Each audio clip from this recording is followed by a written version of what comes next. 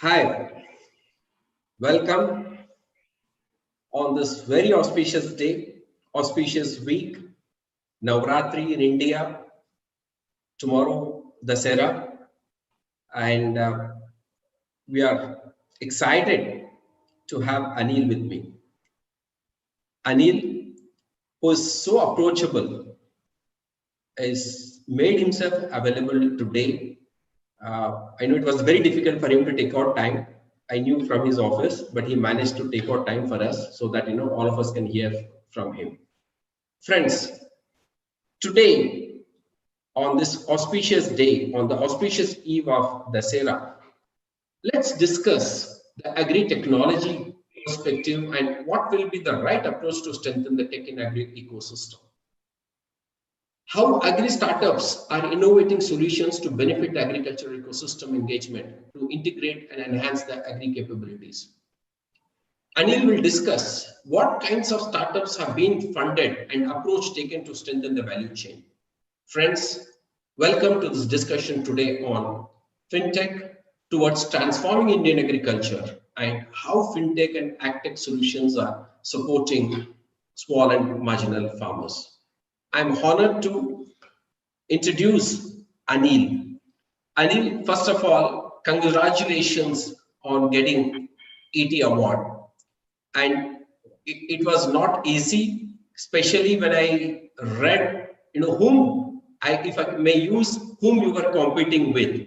It was really surprising, and it was really, really good that, such a wonderful job you're doing in the social sector. And my wishes to you, next step is, of course, besides getting a lot of Indian recognitions from Padma Awards to Maksase Award, not very far for you, I'm very sure. So Anil, to introduce you, Anil is the founder and CEO of Samunnati Financial Intermediation and Services Private Limited, popularly known as Samunnati. Anil established Samunnati in 2014, just about 6 years ago. Samunnati offers financial, co-financial, and non-financial solutions to marginal, small, and medium farmers, agri-enterprises, wholesalers, and retailers. Samunnati stands for collective growth, collective prosperity, and collective elevation, focusing exclusively in agri-allied activities. It has its presence in more than 54 value chains spread over 19 states.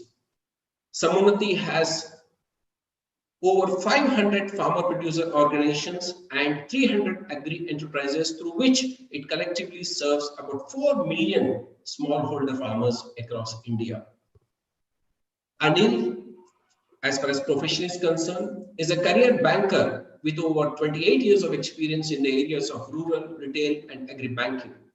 He started his career with Canara Bank, moved to ICICI Bank, and Anil was also the co-founder and trustee of IFMR Trust and the CEO of IFMR Rural Channels. Over the last decade, Anil has dedicated and focused on creating newer institutions across the country and operating in the financially excluded markets with corresponding support structure for the capacity building. Anil holds a master's in management from Asian Institute of Management, Manila, and he also holds a master's in business administration from Symbiosis Institute of Management, Pune, and of course has a graduate degree in humanities from Usman University, Hyderabad. So Anil, I'm honored to host you. Welcome to this Ray Talks. Today, about 15 countries have registered to listen to you. And I'm sure that they'll go back with a lot of information, especially from Southeast Asian countries where I'm connected. I said, if you want to understand the small farmers holding about the financial things, please listen to Anil, and they are all here with us. So, Anil, before I take over to ask questions to you, let me also do a mandatory introduction about Ray Consulting.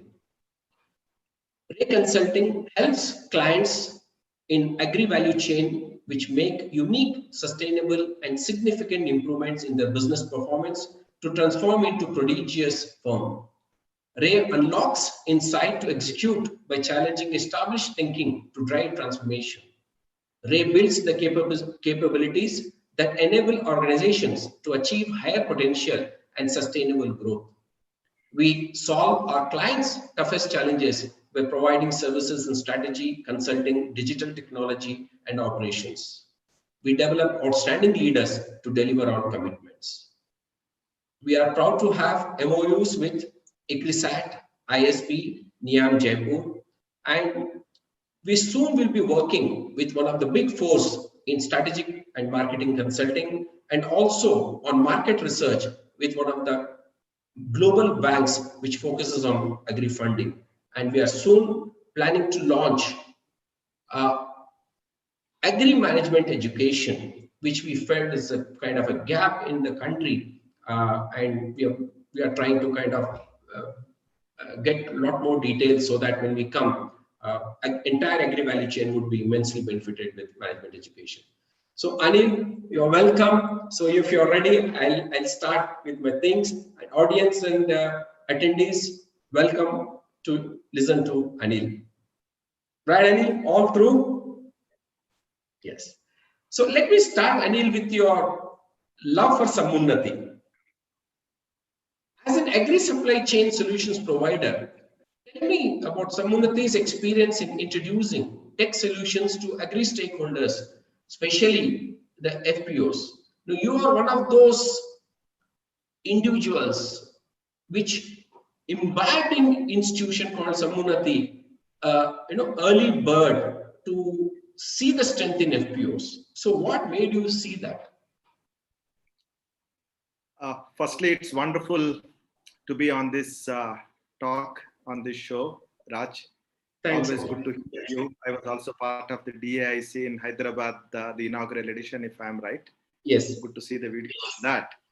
And also festive greetings to all the participants who have come on the show. And thank you for giving me an opportunity to share our experience and learnings as Samunnati. So it's my privilege to be here. So let me share my journey as we go along, because Samunnati and agriculture and my journey are best said as a story, as how events unfolded.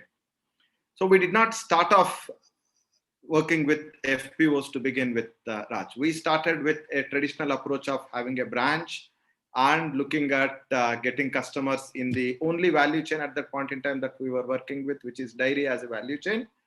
And then when we started understanding the dynamics of dairy as a value chain outside Tamil Nadu is when we realized that outside the peninsula, many of the dairies were more aggregated as societies, Doodh Utpadak Sanghs. And the profile of these structures are very similar. There is a processing unit, there is an aggregation point, and there are farmers who are basically taking care of one or two milch animals in the backyard. So if that is the case, why not we look at moving away from an individual aggregator that the Tamil Nadu market represented at that point in time to an aggregation that is a community-based organization is when we started looking at FPOs as potential vehicles that Samunnati can work in unlocking two capitals that we bank on. The first is the soft information, the knowledge of the customer and the context, which is what we refer to as social capital. And the second one is this social capital is getting created on account of they coming and pouring milk to the aggregator or to their society.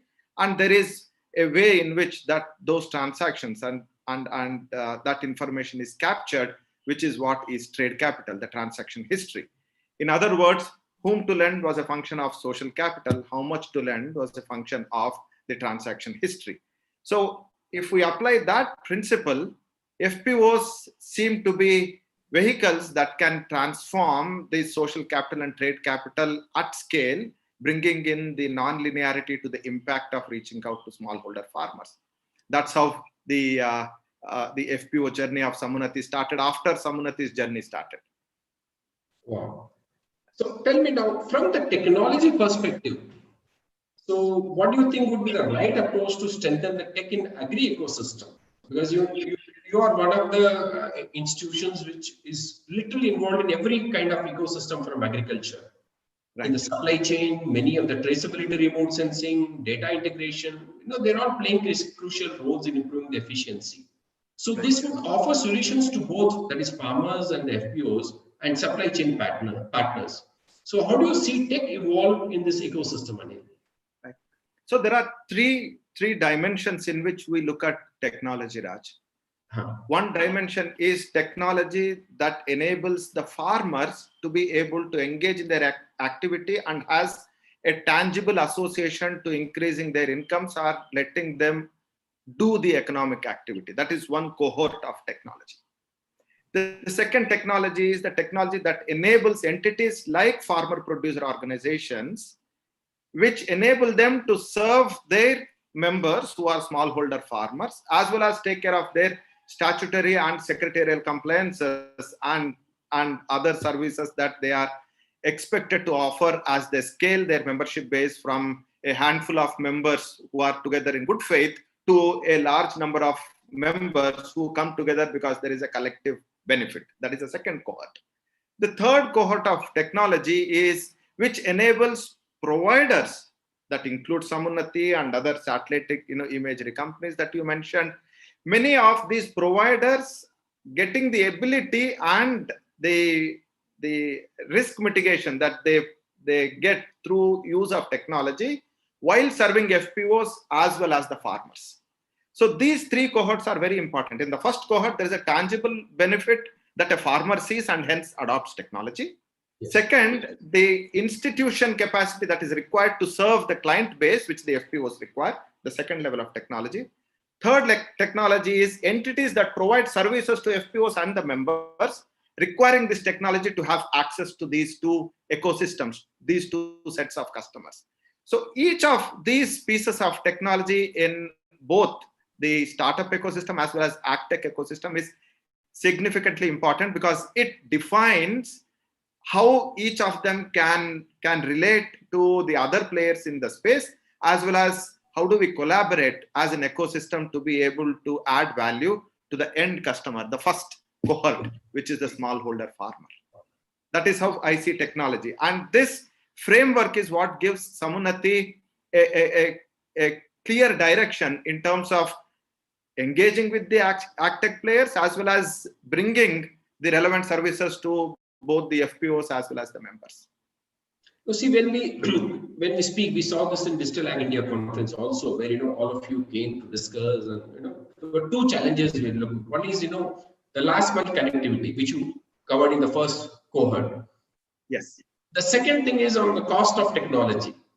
Who should bear it? How should it be bought? I think that is where Samunnati is playing some very critical role through. I mean, if I'm not I know a bit about Amla. Right. So can you elaborate on that, Anil? Wonderful. I'm so glad that you remember Amla, Raj. Oh yes, very well. And this is the season of Amla too. Right. And Amla is the only fruit that is a complete fruit. Yes. It has all the 6 tastes, which makes a meal complete meal. And our endeavor is how do we make the proposition to the farmers complete through an Amla approach. Wow. It's an acronym. It stands for aggregation, set of people coming together to do the same economic activity. Market linkages, because this aggregation is meaningful only when you are able to access markets both on the input side as well as the output side. Yeah. And then advisory services, where can you bring in better productivity tools for your activity on the market facing side of the advisory services. The internal facing advisory services are the institution building. Do I have the capacity as an institution to be able to govern and build my processes around serving my clients? So that is what Amla approach is. Wow. Now the market linkages is where we require customized working capital structures, is where the financing element comes in. In other words, finance is more an enabler than the purpose, a means than an end. And it is finance which is important but not sufficient. Market linkages together with finance is what makes this complete, with both A's taking care of the non-linearity in terms of approach, as well as building the institutional as well as market-led approach in the smallholder farmers through the aggregation points, which are the FPOs. That's what the Amla approach is. Now, the second part of your question is, the adoption and payment, right? There we have, again, each of the cohorts that I mentioned, the 3 cohorts have a different incentives that need to be aligned to be able to pay for the service. And here I often give an example of the AI, the artificial intelligence at one end of the spectrum to artificial insemination at the other end of the spectrum. Both are AIs, Yes. excepting that one AI, which is artificial insemination, is critical for the smallholder farmer having a milch animal to get the revenue flowing from the asset that they have. Because you have artificial insemination, the cow is impregnated, the milching phase starts, you sell the milk, and the income generation happens through a cow. So the causal formula or causal factor of insemination leading to income at the household is very clear. And hence, if you see most of the paravets who do the artificial insemination through the veterinary network that the villages have are considered to be an integral and important part of the social ecosystem of the villages. Not only is the service paid for by the farmer, but the guy who provides this service is taken care of in terms of their daily requirements whenever they come, so that the activity that happens in a efficient manner. The second set of entities that require technology are the farmer producer organizations, and that is where I call that as an investment portion of technology. If I am the person who is interested in reaching out to a large number of farmers, which Samunnati is, how do we reach out if the middle layer, my conduit or the channel partner that Samunnati is working with does not have the capability to be able to reach out to that large number and be able to serve? So you are in a way strengthening the channel from the perspective of making the channel serve more clients, bring in more clients. Right?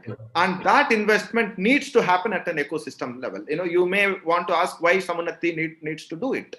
Yeah. And the choice was, very clear for us. When we started operations, even now for that matter, there are only a handful of large and matured farmer producer organizations. You can work with only as many.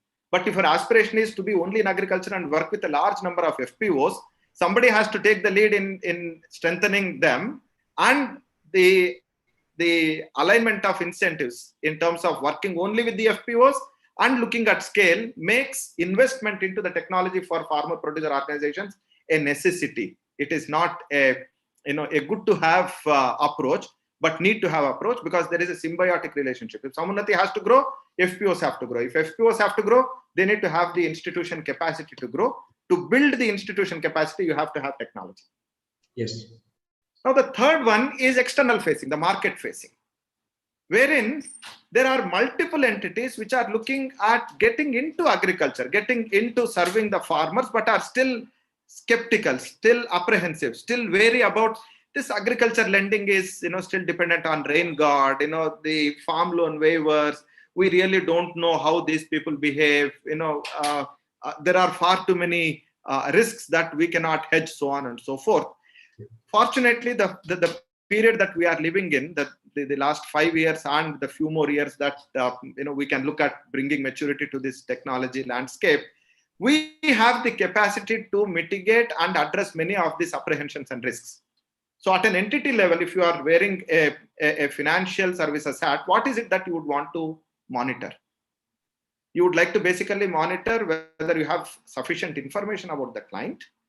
2, what are the economic activities or the yields that the farmer has had in what they have done so far.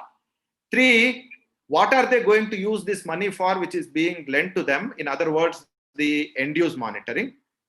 And 4, do I have the ability to access this information on a real-time basis? So you take many of the actor companies that are coming in the space, they are basically looking at building one or other capability in these dimensions to either address the risk of lack of monitoring capability or ability to reach out to the client, or mitigate the risk of information that is not available. And the second dimension is from the insurance dimension. When would the insurance companies be interested in structuring a product? When they know that at a click of a button, I can zoom in to the farm of farmer A and see what is happening. And there is a foliage, the crop is growing, and we know that the income is certain, is when they say, oh, okay, there is no possibility of a insurance being claimed on account of moral hazard, so on and so forth. So there is this entire ecosystem of players who want to harness the potential of the agriculture and smallholder farmers, but don't have either the risk appetite or the ability to monitor their client base,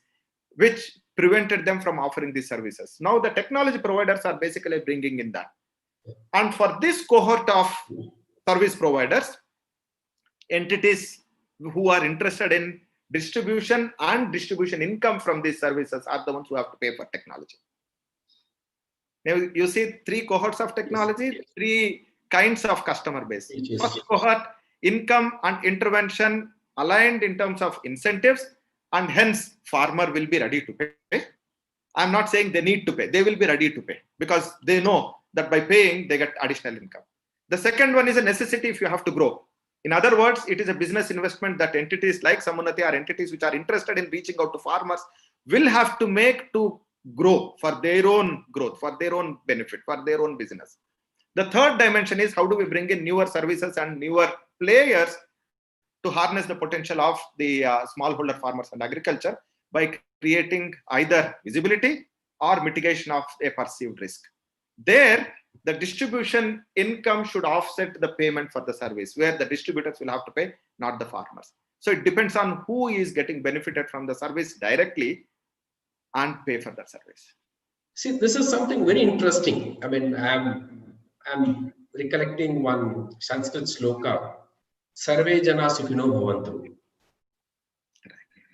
So you're just not looking at lending the money to, typically like a money lender जैसा नहीं है कि हमने loan दे दिया चलो देखा जाएगा kind of thing. You are working towards the prosperity of the farmer or to whom you are lending, and you are also kind of giving confidence the person from whom you are kind of getting the money, or the insurer and all. कि भाई हाँ, farmer is here to grow, and he grows, we all grow kind of a thing. Something like we write in an offer letter to our employee or colleagues, welcome on board and let us grow together kind of a thing. So it's on those lines. Great. And then I'm tempted to speak about my background. When I say background, I come from agri-inputs background. You use 2 AI, artificial intelligence and artificial insemination.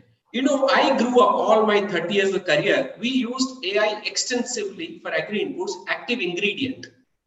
All pesticides have got active ingredients, all fertilizers have got active ingredients. You should have that grade, only then the government approves, and that is where the quality parameters coming. So AI somehow I think has got a huge connection with agriculture some way. AI for the animal husbandry, AI for agriculture, and AI combining these 2 things. Great. And now see, moving on to your love towards startup. You have now come in a startup where you launched the Agri Startup Engagement Platform to integrate and enhance capabilities of agtech startups that are innovating solutions to benefit the agriculture ecosystem. Can I know what kind of startups have you funded or you want to fund, and the approach taken by Sammunati is to strengthen this value chain? Because I mentor quite a few startups. We are happy that some of them are doing extremely well, and they wanted to know कि भाई पता कीजिए अनिल साहब से कि हम लोग के लिए क्या हो सकता है. Right. No, we started working with startups way back in 2016, I would say. So in a way, blind leading a blind is how it all started. We being a startup and we working with startups.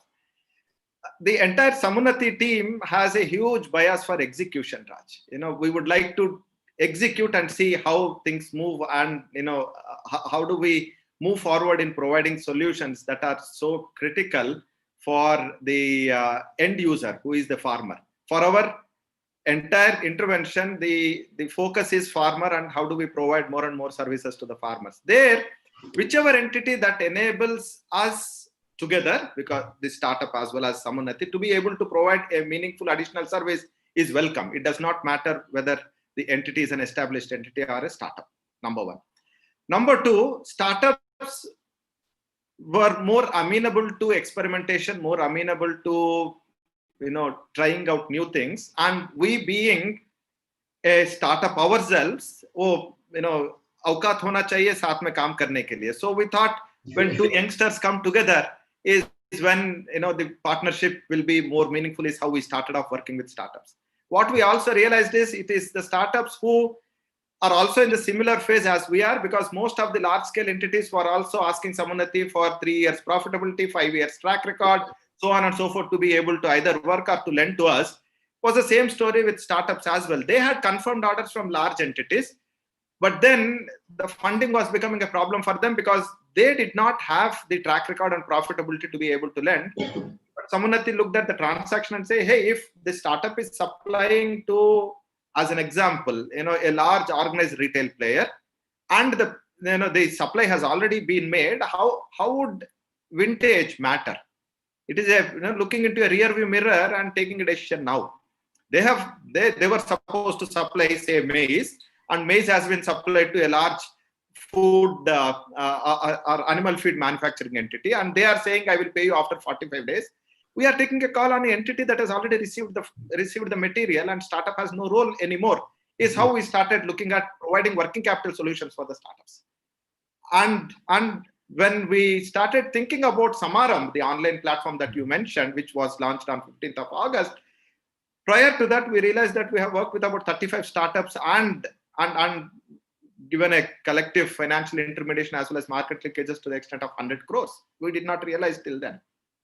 We were doing our job of working with startups. So why don't we make it much more formal in 3 dimensions again, right? This 3 keeps coming to us at regular intervals, very coincidentally. Okay, first dimension is, do they require for themselves, startups, do they require a working capital structure? Because the equity ecosystem is pretty active, pretty enabling, and there are multiple ways in which a startup can get equity. It could be friends and families, it could be the angels, it could be early stage investors.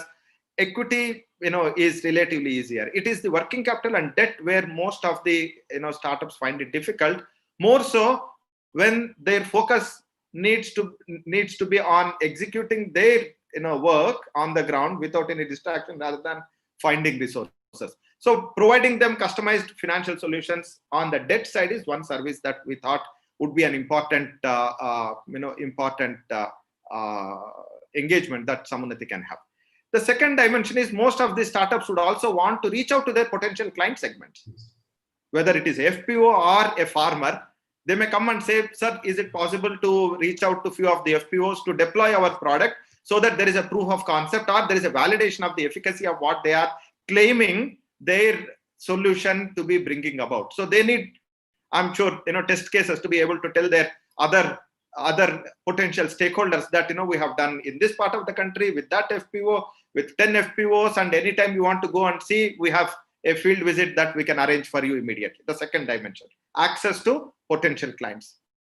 Third is, if the service is too good and the potential clients indeed are interested in availing that service but don't have the ability to access those services, can Sammunati play a role either in providing financial services to the service receiver to be able to pay to the service provider for that service, or can we also bring in a kind of a bundling of service? If it is insurance, perhaps we may bundle within the cost that we are charging for all the services. Or if it is a monitoring tool that we have, a satellite monitoring, then rather than asking the farmer to pay, perhaps Sammunati picks up the cost to be able to do that, because by doing so, we may either get cheaper funding or we may get newer lines of funding. So, so on and so forth. The idea is Samaram to be able to provide a combination of all these 3 services and work with startups in an ecosystem mode, more like a collaborative ecosystem. Last but not the least,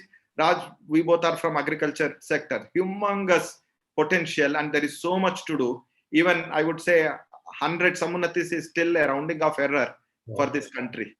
So, the only way to work is work together.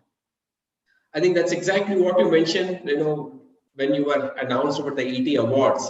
Hopefully this would pave the way for many more Sammunatis. That's the thing. Yeah. With this, Anil, since I mentioned about thing, like for the benefit of audience, I would like to show the from the pages of Economic Times, as you can see, friends, Samunnati, thanks to awesome leadership of Anil, is awarded the startup award. And getting an ET award is not an easy thing. And as I mentioned earlier, there were many competitors to get this, and some of them were the darlings of the investors in IT industry in the country. It says Samunnati was overwhelming choice of the jury in the social enterprise category for the sheer scale and complexity of the challenges that the non-banking finance company is attempting to tackle in agricultural finance through its distinctive market linkage model. The fintech lender, which operates, which I mentioned to you, imagine they have disbursed a whopping 4,200 crore loans. That's an amazing amount, Anil, and I know it's an Herculean task. And the challenge, though it's a humongous opportunity for agriculture, but not without challenges. So much unpredictability in this sector, but managing that is a huge challenge. So I would like to move from, we have discussed so well, so passionate you are about, Samunnati, let me put it, or the sector where you are in. So that's exactly my question to you, Anil, is that what attracted you to this field? You started your career with a public sector bank, moved on to a private sector bank, doing extremely well at your own leadership level. Again, India में बोलते हैं भाई इतना कुशली सब कुछ छोड़ के क्यों आया इधर करके? What made you come to this field? Well, the answer can be two. One, a very insightful answer, which might not be the reality. The reality is, it's destiny. It's just destiny. My banking itself was an accident. I was doing my engineering in mechanical space in Tumkur, Siddhaganga Institute of Technology. And during my +2 holidays is when I had taken my banking services recruitment board exam more out of curiosity, because my sisters who are elder to me were constantly writing those competitive exams. So I thought, let's see what this exam is, because I had just got eligibility after crossing 18 years of my age. Is when I took the exam, forgot about it, went to Tumkur, was doing my engineering, and after 6 months I get a telegram. I'm talking of 91. Yeah. We still had telegrams then, not long ago, saying that I have cleared the exam and that there is an interview. And people mentioned, why don't you just go to the interview and see? It's a bank job. It's aspirational. So I went to the interview, came back, and then after 2 months, another telegram came saying, hey, you have been allotted to Canara Bank. And people said, you do engineering to get a job. Now you have got a job. Why do you need to do engineering? And of course, on the economic front, it was a necessity that I also get into a job if I had an option. My family was supporting my engineering, but I was consuming 50% of my family income. Here was an opportunity where I could save 50% of family income as well as contribute to my family, is when the choice was apparent. It was not a difficult decision to make. So I quit engineering and joined Canara Bank. And as luck had it, my first posting was a rural branch. So my baptism into banking happened in agriculture lending. Oh. And it's a small village with about 800 households. And 3.5 years of my banking journey, the first 3.5 years was in a rural branch. And there I got a beautiful sense of the rural banking, the rural landscape, and the agriculture schemes, as well as the government interventions in terms of how the schemes are designed beautifully and how they are executed, and the plethora of the dynamics of these three constituents. 3.5 years there is when I moved on to the circle office with an aspiration to explore civil services. Is why Hyderabad became a destination. Enrolled myself in a civil service coaching academy, and then 10 to 5 was the job, 6 to 10 was the coaching, 10 to 3 a.m. was the preparation, and then 10 to 5 was the job. That happened for about 1.5 years. Is when ICICI Bank happened. I cleared many competitive exams, RBI grade A, SBI POs, Bank of India POs, but then ICICI Bank happened. And after that, it went into a bit of corporate banking for about, 5-6 years. But then again, the destiny, played its role. When Bank of Madura merger happened into ICICI Bank, I was posted as branch manager of Guntur from Jubilee Hills, Hyderabad. And that's when I got exposed to chili, tobacco, turmeric value chains. Excellent. I had no clue of what destiny is in store for me, because in the first posting of my job, I was exposed to the production side of agriculture, which is farmers. In my Guntur stint, I was exposed to the demand side of the value chain, which is the agri processing. And then I took sabbatical, went to Manila to do my master's with an intention to get into academics and leave the corporate world. Oh. I said, yeah, this is a rat race. No point. Let me just go and do teaching. Is when I stumbled upon Banker to the Poor of Dr. Muhammad Yunus and resonated with my own economic background and how I can use my experience to do something meaningful. And I wrote to ICICI Bank because I was employed and was on sabbatical, requesting if I can join the rural microbanking and agribusiness group of ICICI Bank. So when I came back to India in 2005, I was given an opportunity to work in that group and set up a new team called Microfinance Institution Development Team. So it was a development team within a commercial group with a mandate to work with entities that provide services to excluded markets across the country. So in the 2 years that team existed, we had about 240 partners, including a dozen of them in Northeast. And then 2007, I was deputed by the bank to set up IFMR Trust based on what I have done in IFMR Rural Channels. So if you combine all of this, there is a lot that destiny has played a role wherein, I have not done agriculture in this incarnation, if I can say so. Maybe it is some previous life that has driven my interest in agriculture, but I have been fascinated by agriculture all through. And working with wonderful people who have mentored me over a period, especially in ICICI Bank, I owe a lot to that wonderful institution. Several opportunities is how the IFMR experience gave me a good understanding of what agriculture is. So when I thought I would set up my own entrepreneurial journey, agriculture was a natural choice, because in my previous employment, we were having an in-depth understanding of the household in terms of income, assets, liabilities, as well as expenditure.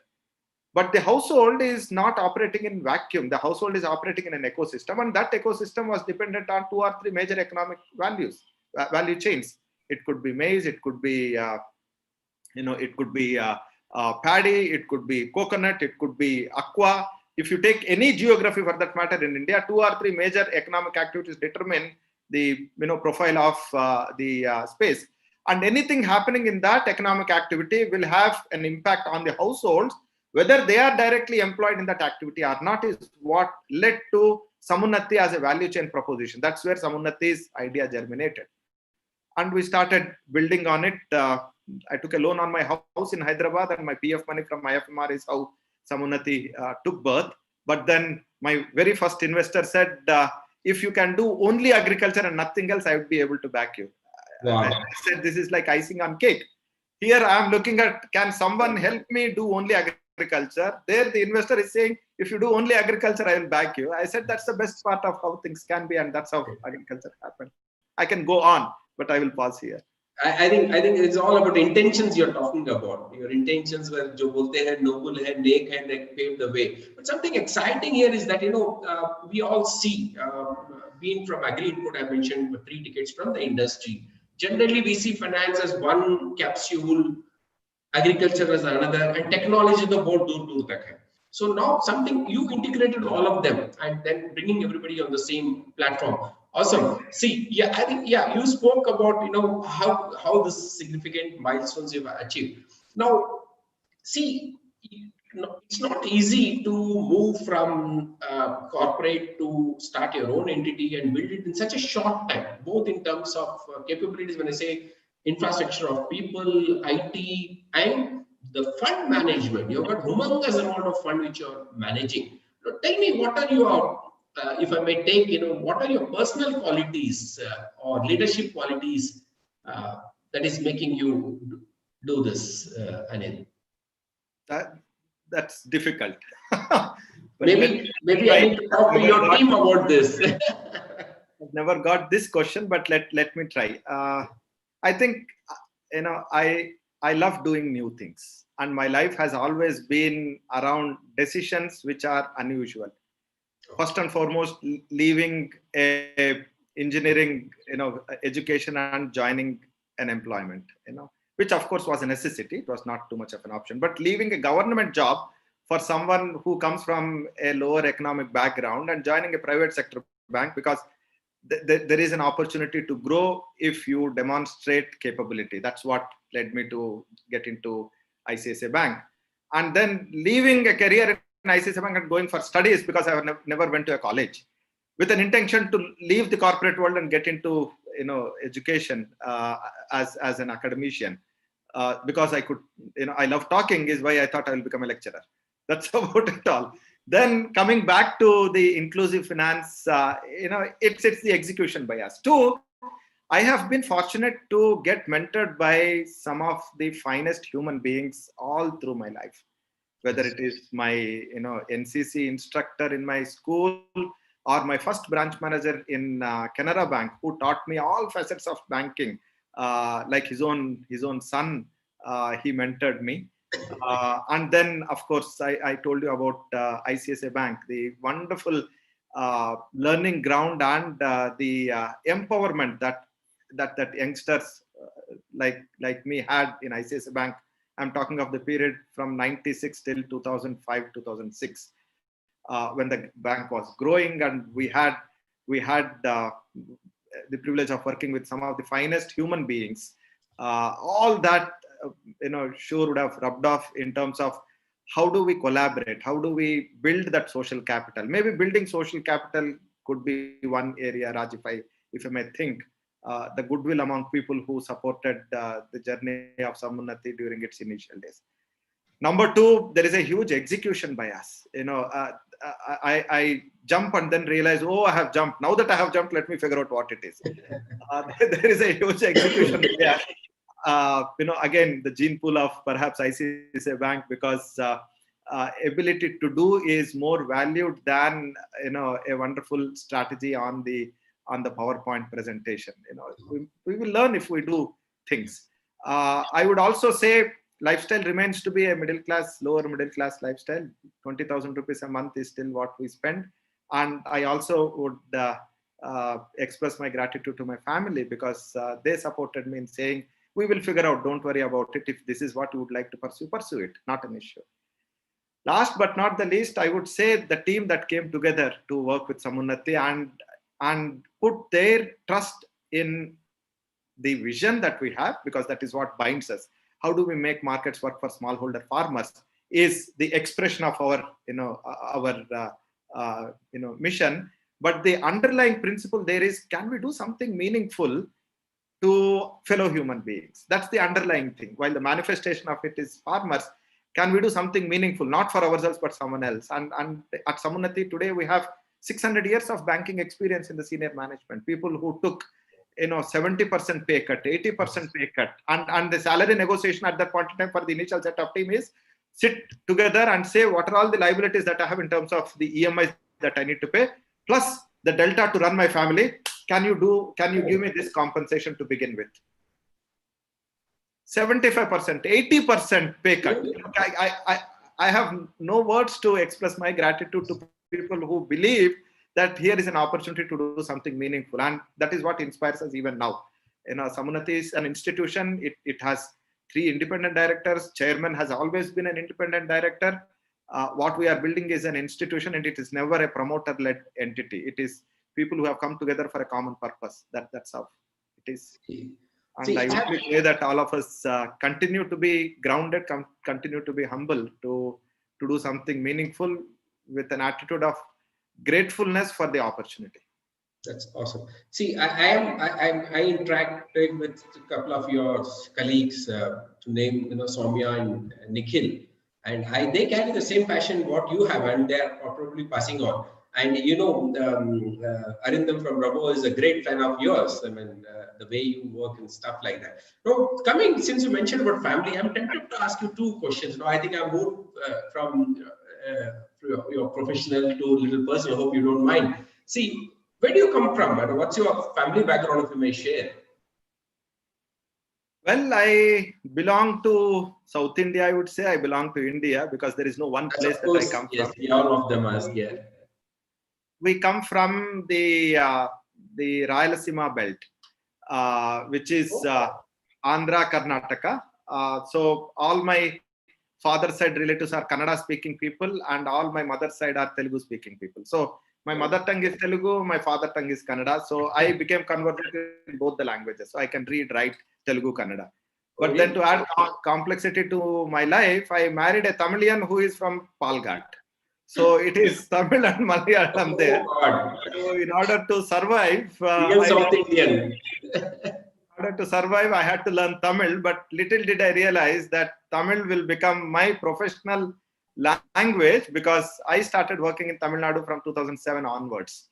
After the IFMR thing, it was all rural Tamil Nadu that I worked, and now most of our operations are also in Tamil Nadu. So Chennai has been home since 2007.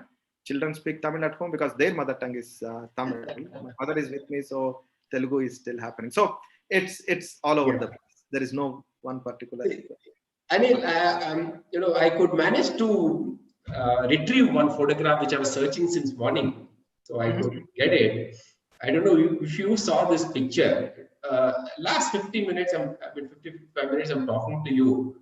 And let audience also know this picture. If Anil, as you just mentioned, your life still remains the same. I'll show this picture for the benefit of audience. I probably, for you also, it's the first time.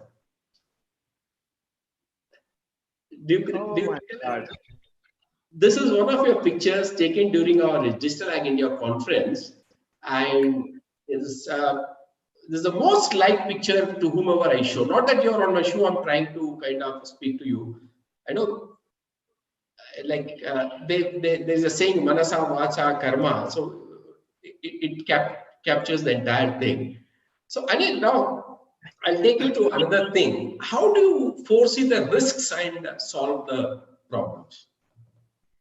Right. So the philosophy of risk is important to understand how to solve it is what I have learned in my 30 years of banking experience, Raj.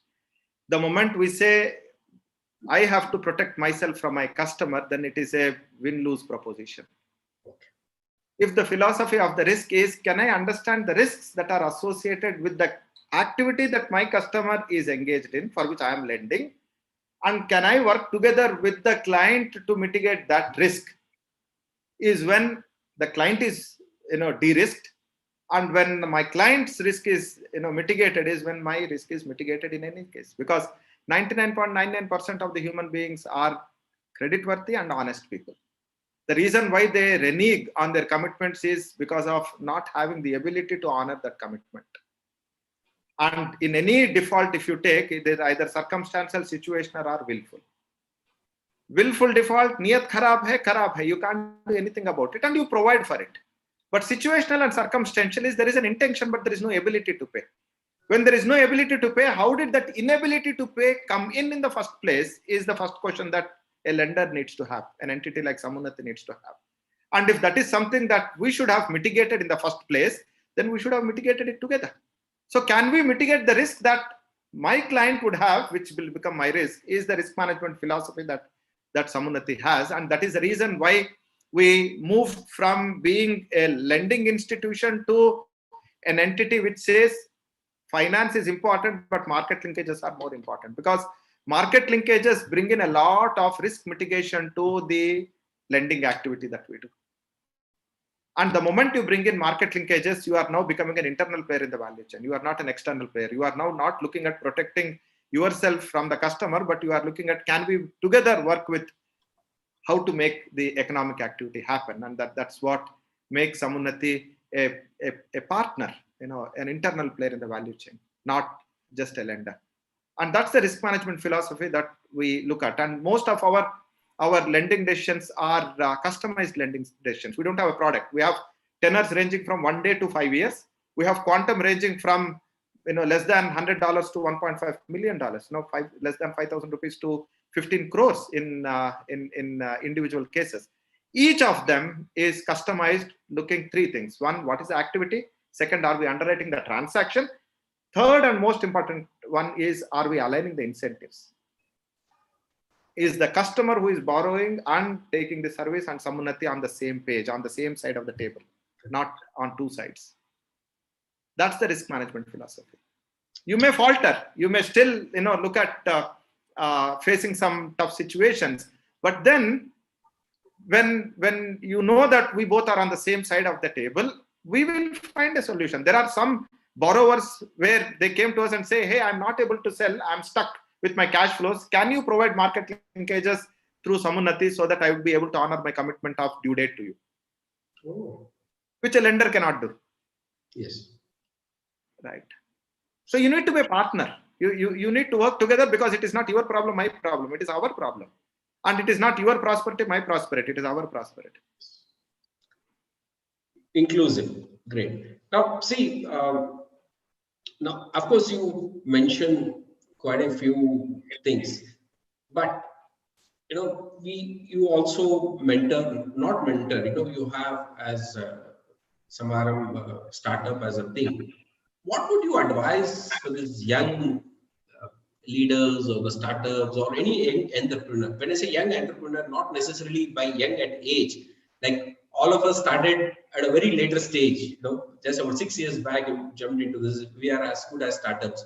So what is your message for this new startups or new businesses? So to make a decision to pursue what you believe in, don't do analysis. It leads to analysis. You have to follow the heart. This will not help. That's why they say it's a gut feel.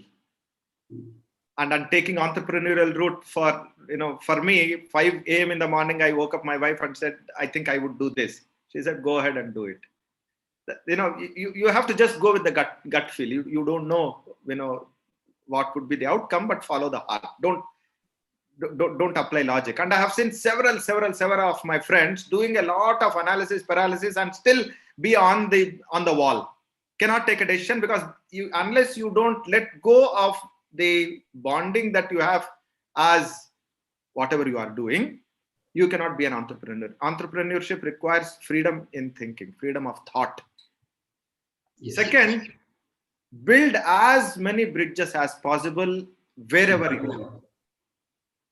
Right? And networking is not an accidental word. Yes. Networking is the bridges that you build, and bridges need not be necessarily with an intention to get a favor. You may just get a well-wisher for you. A silent well-wisher who may not tell anything in front of you, but can mention a couple of good words about you. Always build bridges, always keep relationships intact, because we are human beings for a reason. We love human values, we love human nature. So my life has always been being with wonderful people and sharing wonderful time with them. So keep building bridges. Right? I would say that's awesome what you mentioned. Build bridges, networks, and all. And it happened with me. I think I should share this yesterday. I was talking to you about this, market research collaboration with one of the global banks. It happened, because we know each other last several years, but nothing. We never had any commercial intention. Even this project I have is not with commercial intention, but we came together just because we knew each other, trying to see what we can do. And now the time we felt both of us is we can do something. That's an amazing, awesome message. And before I ask one, if I may, so the third dimension that I would say is, when you are choosing your business partner, whether it is an investor or a funder, look for the resonance rather than the valuations. You need someone who is part of your journey and travel with you together, than someone who is coming in because there is a transaction, or you impressing upon that person saying there is a huge upside and hence let us do together. Anything that is based on mutual trust and respect usually gives a good outcome in my experience. And anything that is transactional always has the, what do you say, the expectations and Bargaining power will be there in transaction. one of my mentors said, expect not and thou shalt not be disappointed. Okay. So yeah. Yes. Now I'll come to a lot of this thinking, Raj, if I may say so. A lot of this thinking has been thanks to a system of meditation that I follow. I follow the heartfulness way. This is a system of Raja Yoga, and I accidentally got introduced to this system in 1993 as a 21-year-old boy. And I have been practicing this system for about 27 years now. The ability to be connected to the heart and ability to connect to a fellow human being through heart is something that the heartfulness way emphasizes. And it has nothing to do with the external manifestation. It is a journey about me, myself. And setting aside 20-30 minutes a day early in the morning to meditate and then start my day makes a huge difference to how the rest of my day goes. So I would strongly suggest whoever is watching, go to this website, www.heartfulness.org. Everything is free. Everything virtually is free there. And experience what it is what I would say. If I'm not wrong, I'm mistaken, I think they had built the world's largest meditation center a couple of months before this pandemic started, right? Absolutely. You are absolutely right. And it is near the Hyderabad airport. Yes. And that is the system that I have been privileged to know of. Of course, I haven't interacted directly, but I think even Vadikola follows the same system. Yes. Yes, great. Awesome. That's great. Now, before I come to a concluding question, which is good, again, I would link with your vision with agriculture. Tell me what you do in leisure time, Anil, if at all you have, or you create leisure time. Well, I'm a family man. I spend a lot of time with my boys. I'm also a volunteer in the Heartfulness Institute. I take sessions for corporates. I also take sessions for villages. Then I'm also, part of the training team for trainers. Read a little bit. What I'm reading now is Complete Works of Swami Vivekananda. I'm reading those, and phenomenal clarity that gentleman had way back 100 years ago. Amazing. So inspiring. I don't read fiction. I don't watch movies. I don't see TV. The only thing that I was interested was cricket. That with the way, now that time frames are, even I don't get to watch that as well. But yeah, life has been great. Grateful for everything. Awesome. I've been enjoying talking to you. Friends, my audience, I know you're all keen to talk to Anil. I'll put my last question to Anil, and then whoever would like to talk to Anil can raise your hands, and we will allow you to speak. Anil, where do you see agriculture in next 10 years? I mean, what's your vision? Where do you think the world of agriculture will move in the next 10 years, especially from India's point of view, agriculture and food? I would say 10 years is too long a frame, Raj. I would say next 5 years, if there is a sector where people should look out, it's agriculture. Wow. And if there are youngsters who can play a role in riding a wave, this is agriculture. This is a time to get into agriculture for 3-4 reasons. One, thanks to pandemic, the policymakers and government have been very proactive in bringing about the changes that are required, which have always been in the important bucket but never moved into urgent bucket. And they have moved into urgent bucket and got implemented. We couldn't have asked for better times in terms of technology to be able to reach out to a large section of people. Internet is available everywhere. People's ability to adapt to these technologies is also brilliant. Whether it is Zoom that has become the lifeline for conferences, or whether it is WhatsApp groups that little groups that get formed in villages that I have seen between farmers. Adoption of technology, if it adds value to the incomes, has been phenomenal. And 3, some of the large countries are indeed looking at India for their food security. And India is the largest producer and consumer of many of the agri commodities, but still does not have a big capability on processing, on exports, on value add.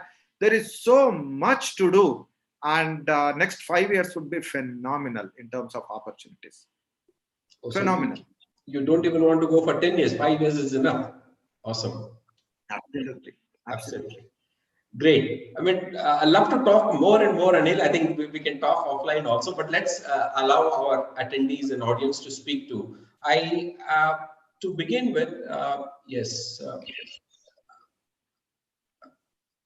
I think Chetan. Right. Chetan, would you like to talk to Anil? You were mentioning earlier. Can you unmute yourself, introduce yourself, and speak to Anil? Chetan.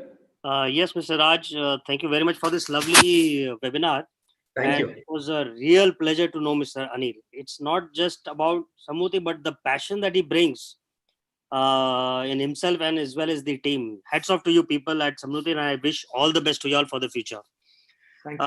My questions are related to... Chetan, can you introduce yourself? Oh, sorry. I'm Chetan Dedia from JJ Overseas Mumbai. I've spent nearly about 25 years in high-tech farming, doing a lot of things in farming, then exporting flowers across the world, and then bringing a lot of new technology into India and trading them and distributing them everywhere, including plastics and agriculture and greenhouses, net houses, and all that products.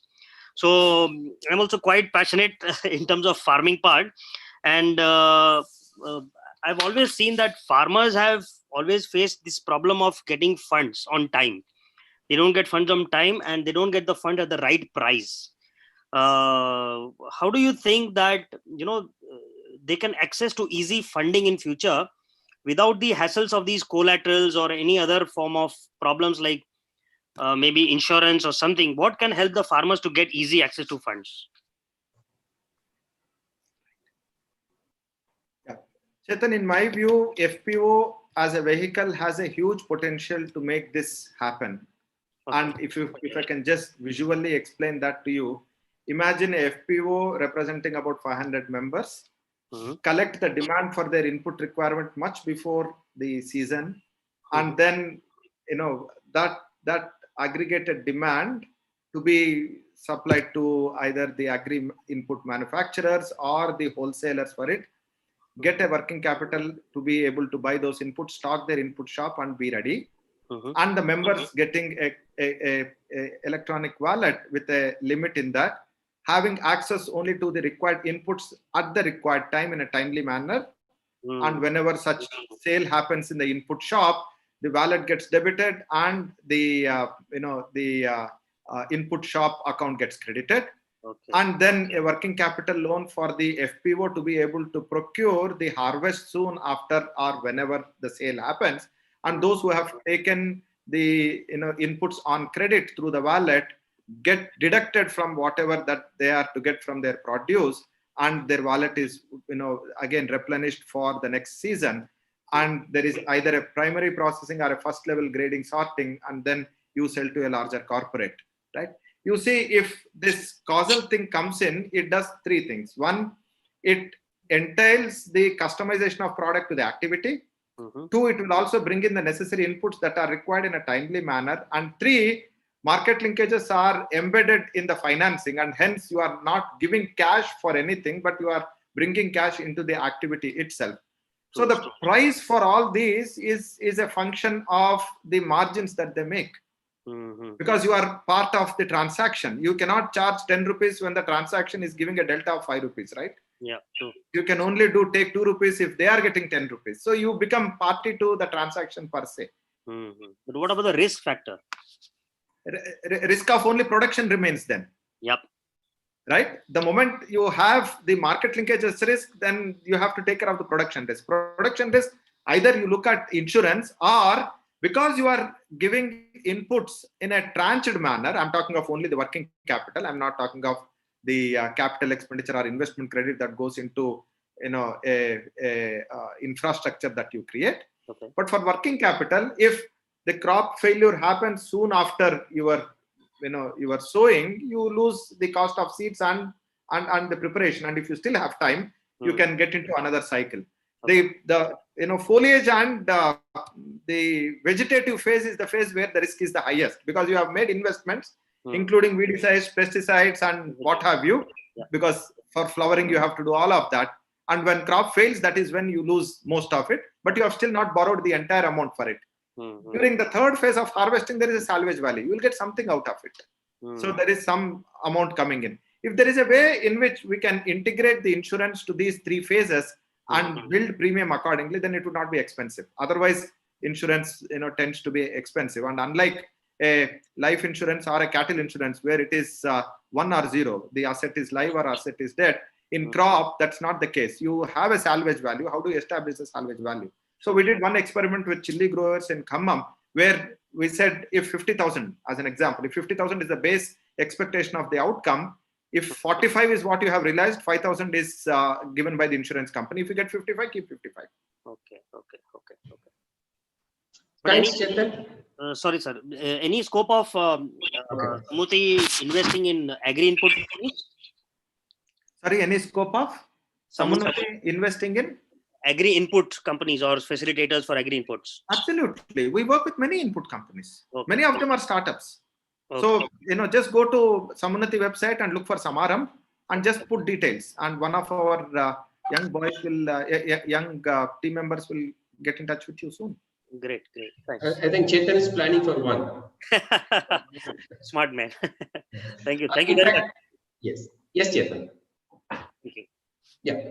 Done. Thanks, Chetan. Thank you so much. Thank you very much. Yeah. Now, just to share, Anil, you had an awesome launch with eFresh recently on 2nd October. I'm happy because I'm also associated with eFresh for a very long time. Oh, very nice. Small Yes. world. We kind of consult and mentor them. I'm happy with this thing. We have launched 17 FDCs today, by the way. In fact, right, just 15 minutes back, Dr. Srihari called me. He said, not 15 minutes, before the 15, we have call started 3:45. He said, Raj, sorry, I can't join because I think this FAS launch is continuously happening. So he said, if it's available, he may join any moment. I said, don't worry, I'll share you the recording anyway. Now, we'll take another question from Vimal Chaudhary. And there is another Suraj Kalange also. Yes, I'll be taking one after the other. Yes. Yes, Vimalji. Yes, Vimalji, please introduce and quickly put your question. Hi Anilji, hi Raj. This is Dr. Bimal Chaudhary. I'm a veterinary doctor from Odisha. My journey actually started like you actually. I completed my veterinary degree, then did my MBA, then worked in the corporate. After getting frustration, I started my own entrepreneurship in dairy. Then I thought, I have done a lot of things. Then I started, let us do something for the society. And since last 2 years, I had a target to create 100 entrepreneurs on my own. So we have a collaboration of some of my ARD professionals from fishery and veterinary and agriculture. And we started a consultancy like Kisan Success Consultancy. We do support free of charge to all the people of Odisha and West Bengal. So last year we reached 11 entrepreneurs whom we established. This year due to Corona, we have established 7.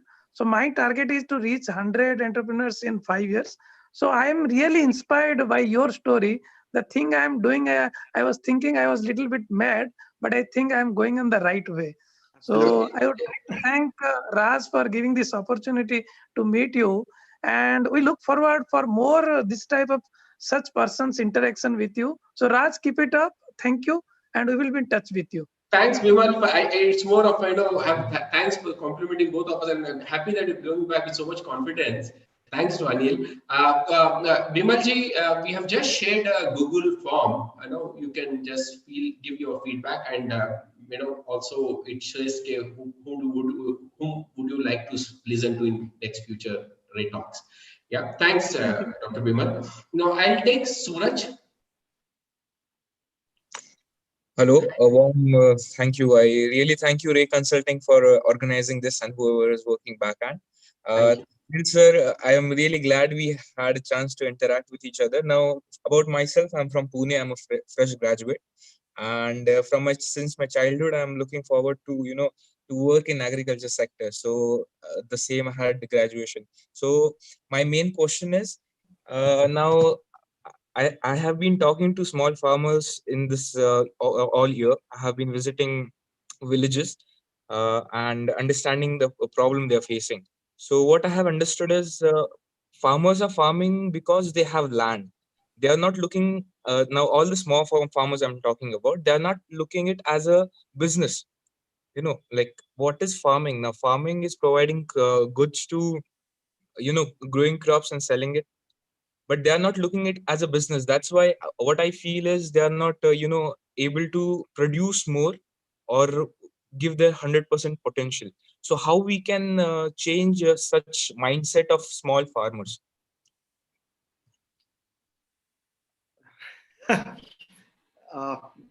First and foremost, I'm glad you are interested in farming, and after your education, you would like to do something, in farming.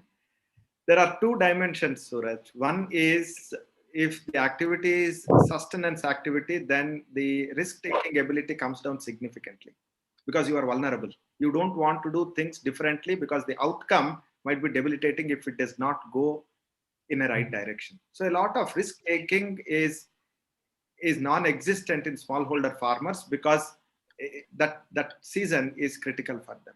Two, we can be happy that the farmers are loving to do farming. Let them continue to be doing farming. Can you and me, people who are interested both in their welfare as well as having been bestowed by the Almighty the ability to support institutions, can we bring in the business dimension of farming to the farmers through a collective? Then there is a symbiotic relationship. There is a collaboration that can bring in. They may not want to change, you may not want to change, because if somebody asks me go and do the plowing of land and do farming, I might not be the right person to do that.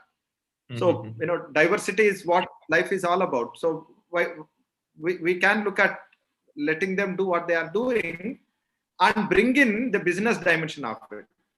Once we start seeing the advantages of what we are saying, once we demonstrate, I'm sure they will also start looking at the activity beyond being a sustenance activity to an economic activity. But we need to demonstrate that. We can play that role. Yeah. Yes. I can even give an example for that. Thank you, doctor. It was really nice. Thanks. And in my town, I'm from Satara. In my town, someone started planting ginger and turmeric. So all the farmers started doing that because they could see it. They could see outcomes. Thank you. Exactly. Thanks. Thank you so much for this, and all the best. We'll take the last question from Gaurav Tiwari. Gaurav, you can unmute and introduce yourself. Yeah, hi. Good evening, sir. I'm Gaurav from Rajasthan. Good evening, Gaurav. Hi. Yeah, thank you, Raj sir, for to connect to me with you and Anil sir. Actually, I got see the Anil sir last time when I was reading the Economic Times, and I was that Anil sir has got the award in ET. Then again, I Google the Samunati and read all the details about the Samunati. Then I come to know that yes, one of the organization which is working in agriculture, working in agriculture sector is quite great. So, sir, my question is that to Anil sir, like sir, how can we develop the basic infra in agriculture or agri advisory in agriculture sector, sir? Wonderful question, Gaurav. Wonderful question. One of the new waves that we would be seeing, I would not say we might see, because we would be seeing, is the investment credit in agriculture as well as agri infrastructure at an FPO level in the next 2 to 3 years. Significant traction. You would be able to see the first level of processing happening. You might be able to see the storage facility or primary processing capability at the FPO level, which means a lot of large scale investments getting split into smaller investment, and the miniaturization of the large processing units at the FPO level is something that I'm sure would be the next wave. Number one. Now, number two, we can play that role of not just sending or selling the harvest to the mandi and the nearby platform for sale, but is there a way where the value addition of the produce happens at the aggregation level, which is an FPO level? Because India, as you know, has a large number of smallholder farmers. We cannot make our land holding large, but we can bring together people and bring in the aggregation through a collectivization, so that the economies of scale in terms of the land holding becomes through collectivization. Once that happens at the FPO level, we would be able to see a lot of processing capability coming in. We are minuscule in terms of the produce versus processing that we do at the farm gate level. Okay, sir. And a lot of traction is going to happen there. Watch out that space. Okay, sir. Thanks, Gaurav. All the best. Thank you, sir. Yeah, Anil, with that, I mean, I can go on and on. It's a free flow, and dil se aa raha hai aapka. What you're coming is dil se, from the heart, heartfulness. So, thank you. Thanks, audience and attendees. It's awesome journey since April 25th, every Saturday, 4 o'clock. People look forward to the Ray Talks. And this is the only show in the world happening on every Saturday in agricultural value chain. And we've been recognized, accomplished, acknowledged, as you've seen. We are on Facebook, LinkedIn, Twitter with the Ray Consulting handle. To share next couple of Saturdays Ray Talks. Next Saturday, I have Kesavan, President Agri Sector FICCI, and President TMA, that is Tractors Manufacturers Association, talking to me on technology and mechanization, along with Ms. Shomita Biswas, the Joint Secretary in Government of India. She will be joining us too. And then on 7th November, we have Deepak Parekh talking again on technology and dissemination. 14th, incidentally, I want to have a break because it's a Saturday, a Diwali, so I don't want people and leaders to be troubled on that day. So 21st, we look forward to hear some again exciting person. So Anil, thank you so much for joining. One quick parting message to all of us. It's my privilege to be on the show, and thanks to you and the audience for making this interaction meaningful. Follow your heart and keep the other person's welfare ahead of yours. That's about it all. Right. Thank you, Anil. Thank you. Thanks for joining, Anil. Yes, and happy Dasara to you and your family and rest of the people. And let's all pray that let this corona be wiped out, and let's be safe, wear masks, wash your hands, and maintain social distancing wherever you are. Correct. Thank you. Bye-bye. God bless everybody.